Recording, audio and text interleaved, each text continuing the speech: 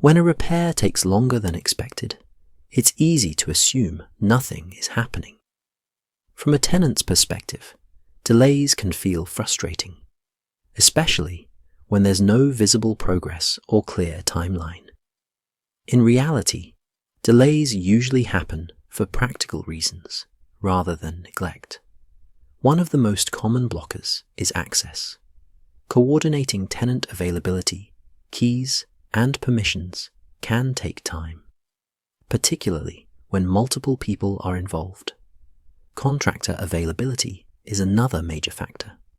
Tradespeople often prioritize emergencies first, and specialist repairs can require specific skills that aren't immediately available. Parts and materials also play a role. Some components need to be ordered, may be backordered, or must be compatible with existing systems.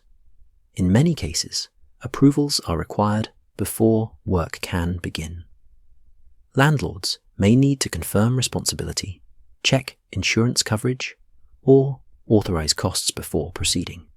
Finally, some repairs depend on third parties.